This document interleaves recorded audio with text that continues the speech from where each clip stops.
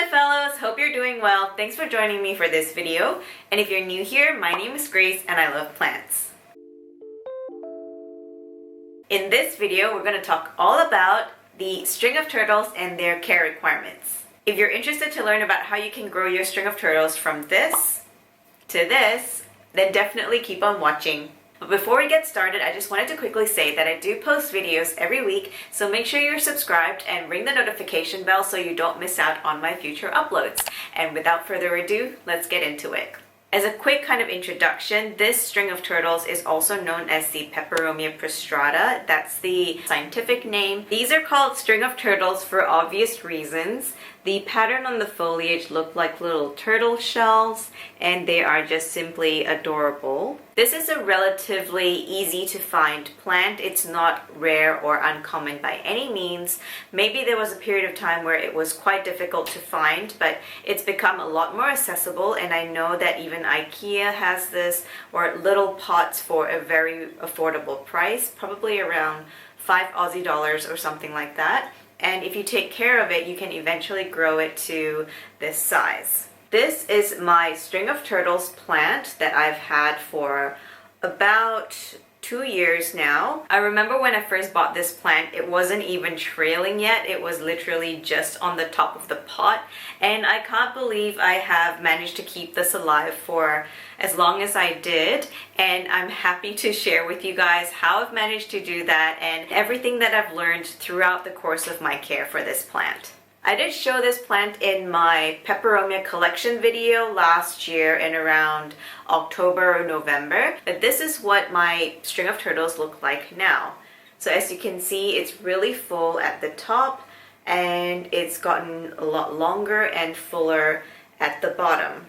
I'm going to be sharing 7 quick tips with you guys as to how I grew my string of turtles. I have grown this plant in several different locations in this apartment and also in my previous apartment, and what I found is that my current location in the bathroom is where it's thrived the most, and it's grown a lot quicker in this environment as opposed to any of the other spots that I've had it living in. In terms of where I placed this plant, you might have seen in my house tour or plant collection tour video, this lives in my bathroom in front of a west-facing window, and it gets really nice filtered light through the glazed glass. It also has a really nice breeze through the crack of the window, and so I found that it's grown significantly faster in that spot. Why don't we break down the care requirements into several categories? So I'm going to talk through the light requirement, watering, humidity, temperature, soil, and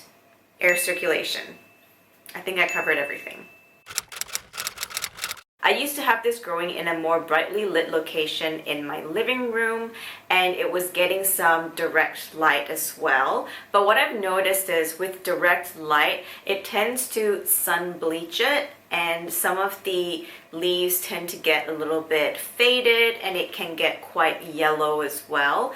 So I don't think these guys like too much bright direct light. In my experience, I think these guys enjoy bright filtered light or a diffused light. And I would say that's the prime lighting for these guys because it's not too harsh.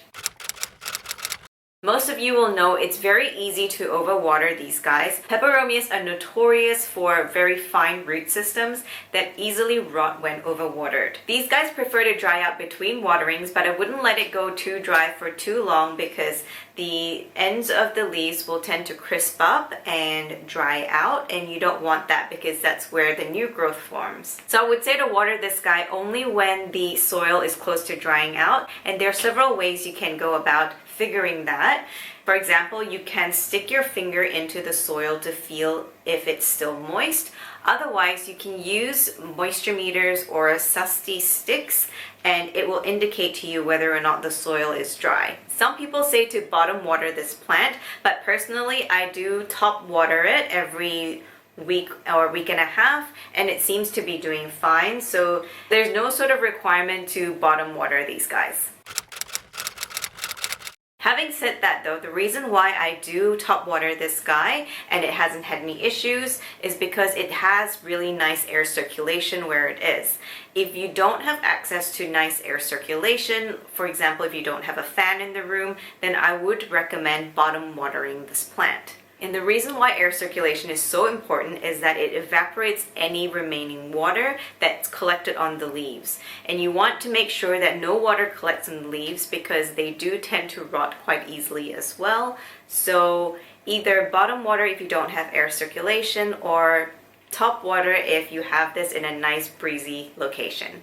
Another thing to note about air circulation is that it helps to evaporate any excess moisture from the soil to prevent overwatering as well. Next thing is temperature. I have found that these guys respond so much better to warmer conditions. In my experience growing this plant, it does tend to slow down in winter months or cooler months, and it tends to pick up speed in growth in the warmer months. It is still summer here in Australia, or it actually might be the last day of summer here as I'm filming this video, and so I would expect to see the growth slow down a little. Also, like I said, I do keep this in the bathroom and it gets a nice boost of warm ambient temperature every time I take a shower. So I think it's done it a lot of good.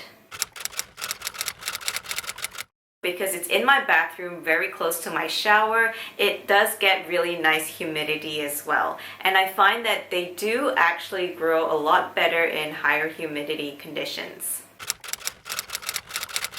I would recommend potting mixes that are less chunky but are more free draining or more well draining. So things like peat moss mixed with a nice amount of perlite would be really good for this plant. Finally, when it comes to fertilizers, personally, I'm not a fan of fertilizing succulents just because I have had adverse reactions in the past. I feel like succulents don't really enjoy fertilizer. Maybe it's the type of fertilizer I used or the amount. When it comes to fertilizer, you can feel free to experiment with what works for you, but personally, I just prefer watering my plants with plain water, and it's worked really well for me. So there you have it, my care tips for the string of turtles. That's it for today's video, guys. I hope you enjoyed and found it helpful. If you did, make sure to like, comment, and subscribe. Until next time, stay mellow, my fellows. Bye!